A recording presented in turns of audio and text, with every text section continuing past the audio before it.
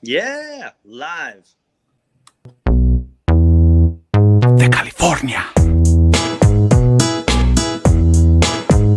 Panic on the beat. Recuerdo el café donde aún te abandoné. Ahora aunque quiera no te puedo tener. Me la paso pensando por qué fui tan gacho. Tú solita.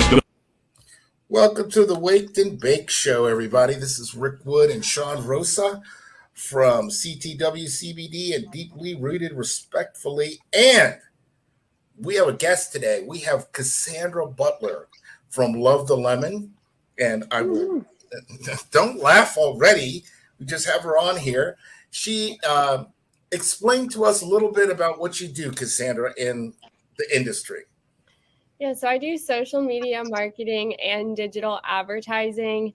I specifically, on the digital side, specialize on Google, Facebook, Instagram, LinkedIn, Amazon. And then on the influencer side, mostly Instagram, but I also do social media for Twitter, TikTok, pretty much everything. Wow. We are here today because people like myself and Sean, we know a lot about some of the things we do, but the marketing aspect, we've had our asses handed to us in the hemp industry, trying to advertise, do all kinds of things. I mean, Sean, to tell you, we've been shut down. We've been blackbooked. Yeah. Yeah. Right, Yeah. Sean? Yeah, we have been blackbooked, right? I mean, it's Right. we're in an industry that's highly regulated, and when it comes down to what you can advertise and what you can say and what you can't, it's been very, very strict, right? I mean, It is. yeah. It's not like a typical e-commerce product where you can have your brand awareness be mostly social and then generate revenue through paid media, through like Facebook ads or anything like that, because it's not allowed. So, I mean, there's so much with it. I mean, I'm just joking around, but I'm not really joking around. It's like most of us, it's like all this Instagram stuff. I mean, I don't have time for 5 reels a day.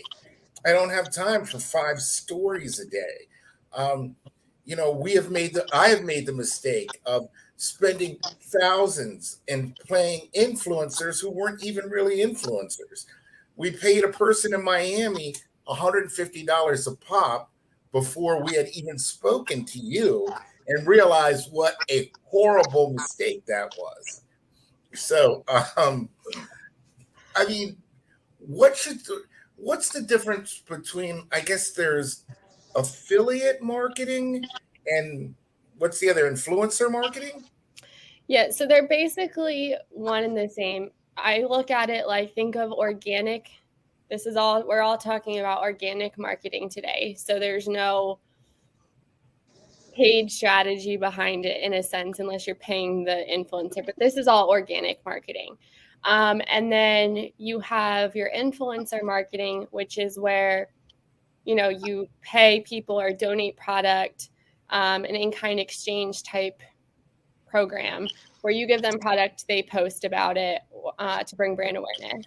Affiliate marketing is the best in my opinion, because that's where you have a deeper relationship with the influencer and you can actually track the revenue that they're generating to your business, because you'll give them a code or a specific link that people will shop with them. So I guess that's ambassador marketing. Like, you're an ambassador for us. Yeah, you would be a brand ambassador.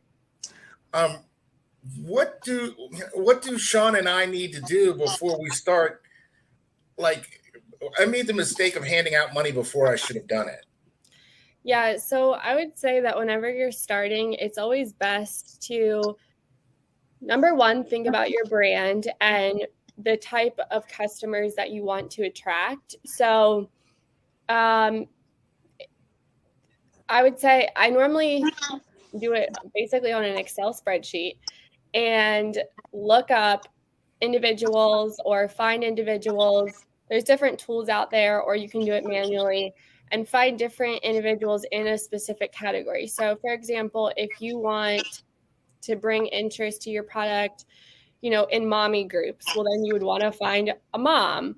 If you want to bring it to younger generations, and find someone who is, their page aesthetically needs to match whatever you want your brand to be like. That makes sense. Once you have that, then that's when I always start by reaching out to them and getting to know them. You can do that very easily by just offering free product. Most of the time, influencers will post for free product or start a relationship like that. And then if they do a really good job with that product and you want to expand your relationship, then you can talk about, paying per post or using the affiliate link. From a business perspective, I think using an affiliate link is the best because it allows you to either pay commission off of whatever they sell. That way you're not just throwing hundreds of dollars for random posts. So that's always a good strategy when you're first starting. If you don't want them to go to a competitor or post a competitor, that's when you'll probably have to start paying a monthly retainer. But yeah, I would always say go with free product first. Any questions about any of that, Sean? Well, I guess the only thing I thought of is with the affiliate marketing, at least there's trackability, because if they are going to the site and they're using a promo code, then you're seeing the traction, right? You're seeing the actual amount of product being sold based on what that person is influencing directly. So there is some type of accountability, and there's something that you can track, right? Like a matrix that you can see and look at and say, hey, we did this with this person, and this is what they did with their group, and this is the return on that investment, right? Even just as simple as giving out product before you even get into a relationship where you're paying them to do any type of marketing for you as an affiliate marketer. So I really like that. That's an awesome tool for people to be able to utilize. How does the average schmo try to go out and find an influencer? Ooh. You'd actually be surprised how easy it is. So there's different levels of influencers. Currently, you have people right now with 2,000 followers that say that they're an influencer. Yes. And they can be on a micro level, but it's not really about how many. You can also see people that have 200,000 followers and get 3 likes on a picture. So it's not really about, the number of followers per se. I would say to start, I would look for anybody above 2,000, like don't go below that. And then as high as you want. The higher following that you get, normally the more nitpicky people are about what products they'll post because they normally have other relationships with other brands. But all you have to do is start on Instagram basically and look up, a hashtag that's relevant. So you could start by searching a CBD hashtag and then seeing what other posts and see who's liking that post, because you want to make sure that they're comfortable with your product. So if they're liking pictures that are tagged in that hashtag, then they're probably cool with it. And a lot of people will also have like their emails in their bios. So I literally start with an Excel spreadsheet. I write their Instagram handle, their number of followers, what their email is or contact information if they supply it. And then I have a general message that I type up, and I first DM them directly on Instagram. And then if they don't answer, or if it says for inquiries, email them, then I would just email them. But I would just say like, hey, we have this product. We're interested in partnering with you. Would you be willing to do 5 posts if I send you a free bottle of our oil? And then if they say yes, then you can say, perfect, I'll send over the program details. And that's where even if you're giving them a free product, give them direction on what you want, what you want them to do with it. That's a great idea. We have had problems in the past with like, hey, will you put us up a post? And I literally said to a girl, could we have a Christmas post? And she just did kettlebells. I mean, it was like, so like when I felt like I had no control. And when you're just donating product, you're not going to have a bunch of control. But that's why I say start with that, because you can see how receptive they are to your requests, how prompt they are. You can really get a sense of how they work. And then if you like it, then move forward with them. And if you don't, then there's no hard feelings there. And I've learned that the hard way too. right now, and I'm on Instagram. Most of us small business owners, we have to be. Honestly, for someone like myself or for Sean, and you're trying to get bigger, larger, is it better for us just to hire somebody to do these pages? Some of us don't have the budgets for that. So when you hear 5 reels a day, 5 stories a day, that starts to become overwhelming.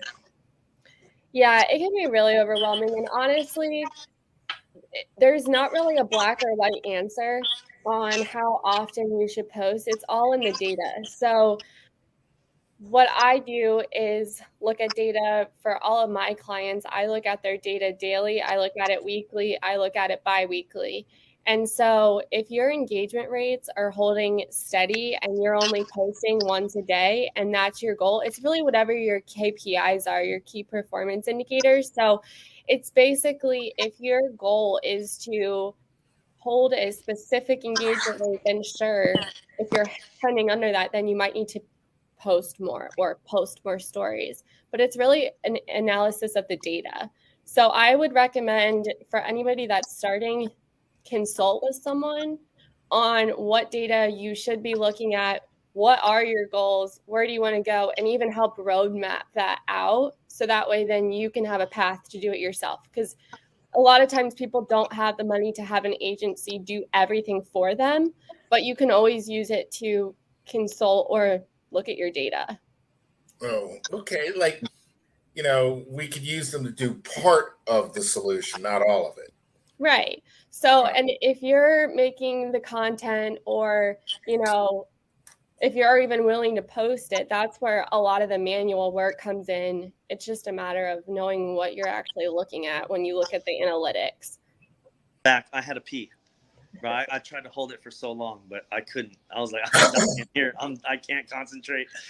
You realize that this is all just recording now. I never hit end because I didn't want it to. It happens to the best of us. Welcome to live TV. I even forgot what I was asking. Ask a question, Sean. I had some good ones earlier. Maybe we asked it earlier and I forgot already, but let's talk organic, right? You mentioned something about organic marketing. A lot of people don't understand what the term organic means and how we capture and how we get data without paying for that data. Is that what I'm understanding? What's now still considered organic? Back in the day, if you had someone who had their own requests, their own initial inquiries, that was organic versus paying for people to see your ads and then respond to those. Exactly. So, you nailed it. So organic marketing has a lot to do with SEO, which is search engine optimization. So, on your website, calling out specific words that you want to show for. Basically, how you have to think of it is Google is this huge search engine that has all of these, I call them little bugs that crawl, and they crawl all web pages all over your website and then try to match the top relevant articles or websites to whatever you're searching. And that's all done organically. So what happens is if you have a blog, that's the benefit of having a blog on like your CBD site. If you have a blog and you're talking about relevant things that are going on in the world or in the industry that people are searching and you capitalize on those, well, then your blog post is probably most likely to pop up over competitors. In order to get top of page on Google now, you pretty much have to pay for ads. And that's PPM, right? Or paid per impression or paid per. Yeah, PPC, paid per click. Yeah. So yeah, on those you pay per click. And but also you can help your SEO on Instagram.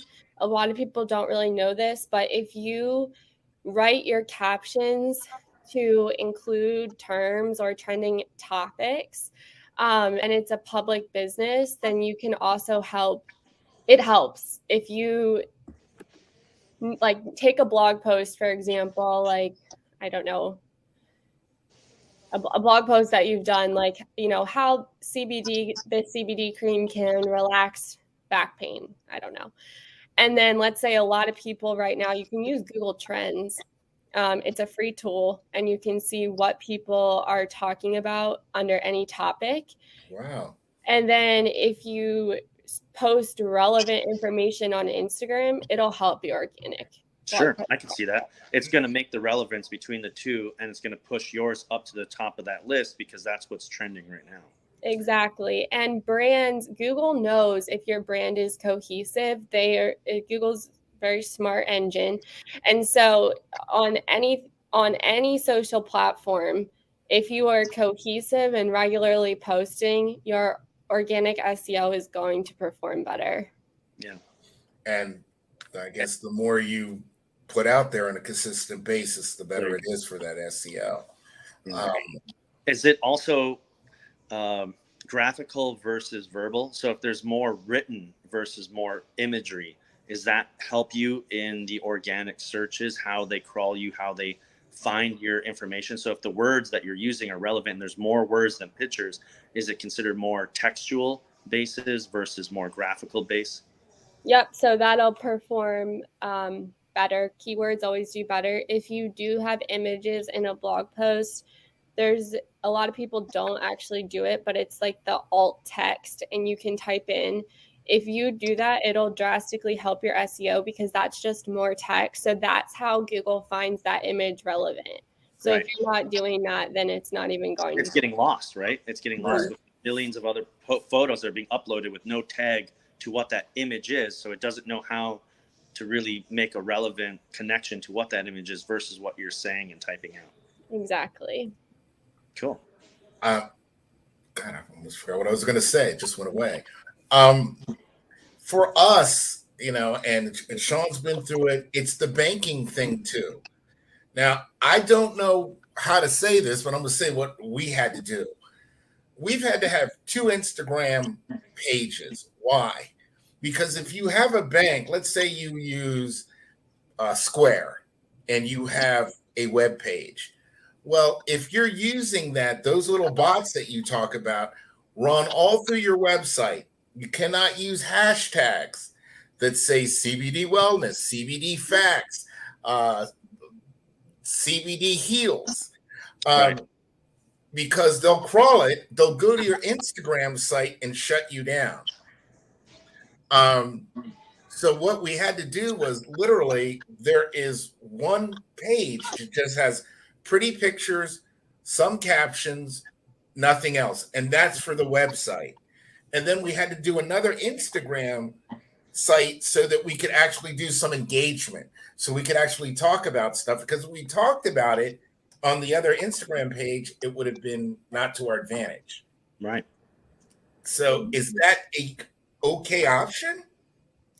Yeah, I mean, that's fine as long as it's cohesive and your branding matches. At this point, I feel like until Facebook and Instagram change their rules and regulations, it's always going to be like that. You'd be surprised, but even like Botox will get shut down on Google, will get shut down on Instagram. I've worked with a lot of clients in the healthcare industry that have issues with that. So whatever workaround works for you, I just say keep doing it, because they're always going to try to shut you down. Right. Yes, and that has been in the issue. But at the same time, we have to keep putting content out there. So that's the thing, is always putting out content. Right. I mean, are there aspects to each marketing agency, like for a small business, we're going like, we don't have time to do stories. Will you guys just do stories for us? I mean, will they break it down like that? A lot of agencies have you pay a retainer. Okay. And will basically customize your package, or they just have a tier package. Okay. I do things more customized at my agency, so it's more of like, if you just need consultation, then I'll get on a weekly call with you for an hour and talk to you, or I'll look at your data, or I'll help you with random projects. I don't have a retainer or anything like that. would you type in your email contact information into the chat section so when people see this, when we edit it down, they'll be able to talk to, if you need to talk to Cassandra, you can email her at that email address. I put it in the private chat. Should I put it? Okay. I can't put it in the comments.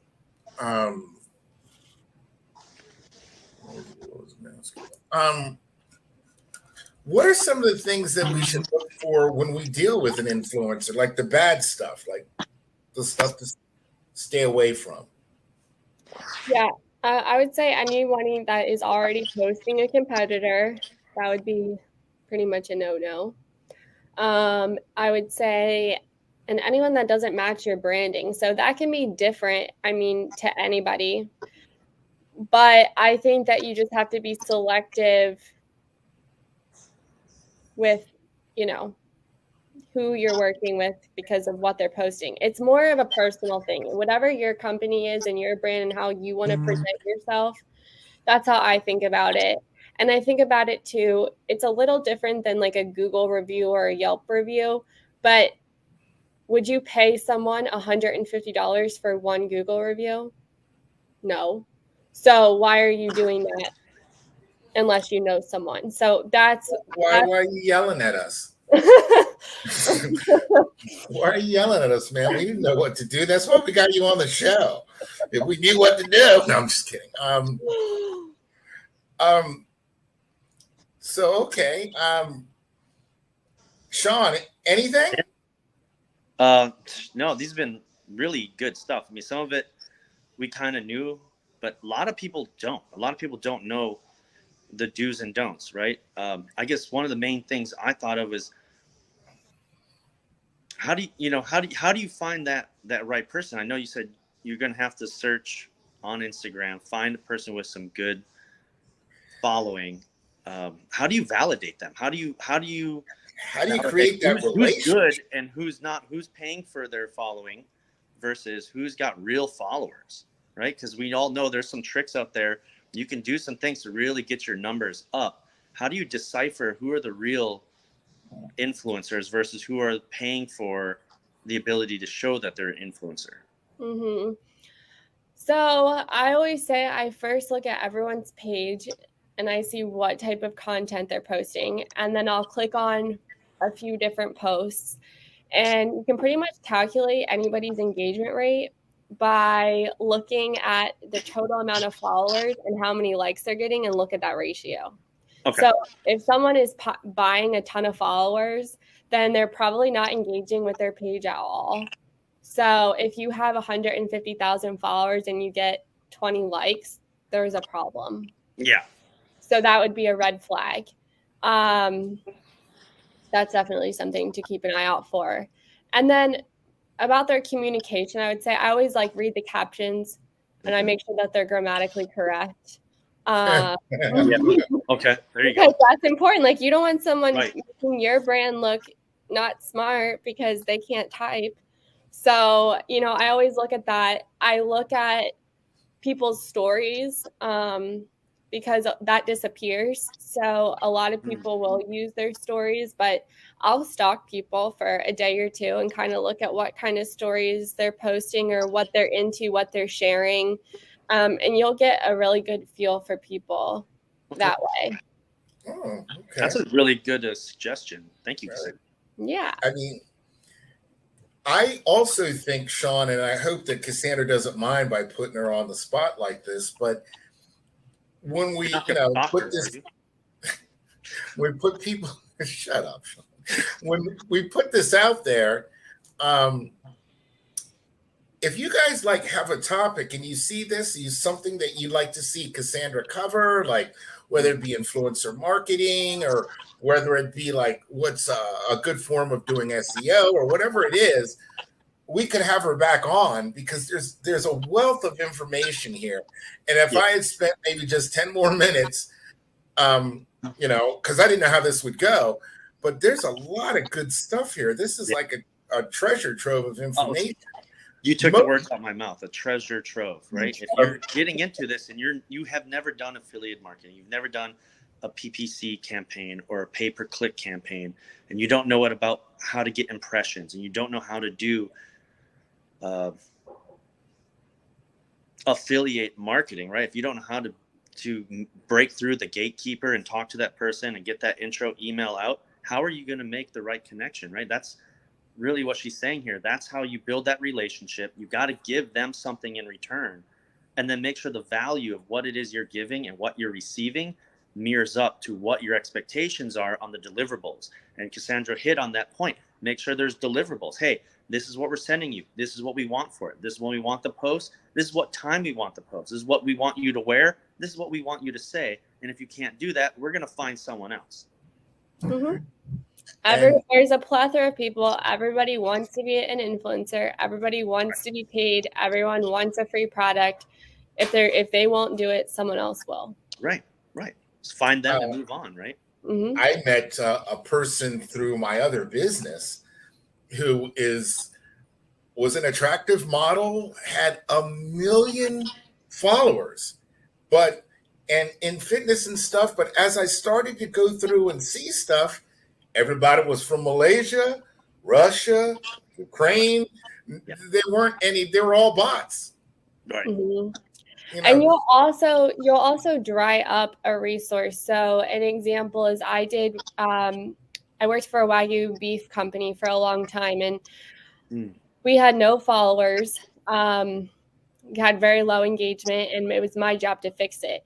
So I had to start doing the process that I described with the influencer marketing, and I just started looking up different grill brands and like different grill hashtags, and I found these people that, like, one guy was a dad and it looked like his hobby was grilling, and we offered to send him some free meat, and he actually grew his following really, really big, and we were growing with him. So that's another thing. It's like, don't turn up your nose. Yeah, like, don't turn up your nose to people just because they do have a small following. Like, if they have 5,000 and you have a good product and they want to grow their following, they'll probably work really hard for you to grow their account too. right. That's great.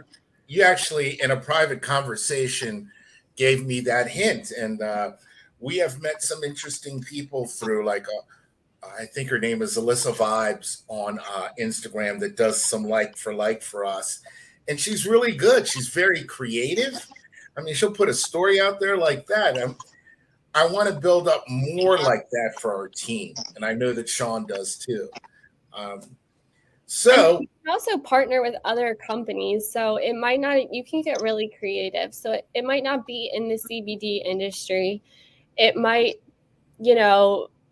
be like Girl Robin is one. Like, she could potentially make cocktails with the drops and then feature that, and that's a different audience because now you're hitting grillers. But then you can look at grillers, and there's a million different types of, there's Traeger, there's all these different groups that all know each other within. So I always recommend, like, pick your target and then narrow it down, and then master one group, and once you have that one, move on to the next, and then start capturing all of those audiences. Good. Great. We've got some work to do. I know. It kind of inspires you a little bit, doesn't it? Because, like, well, you know what? It's like, maybe there are some more things that we should really be focusing on doing, right? We have these great products. We know they work, and we know we need to get more people to experience them so that we can help the ROI, right? Because no one wants to see their business fail because they didn't get enough sales, right? And that's really, you have a great product, you need sales to keep things going. That helps get the price point down. It makes it more accessible at that point. And now you can continue to grow your business together. And I think that was an awesome point, Cassandra. Yeah. And I also think it's good to think outside of the box. Another random idea. It's like, okay, when I think of CBD, I try to think, well, what are people that are using CBD also into, or what else are most people into? One idea that comes to mind is horoscopes.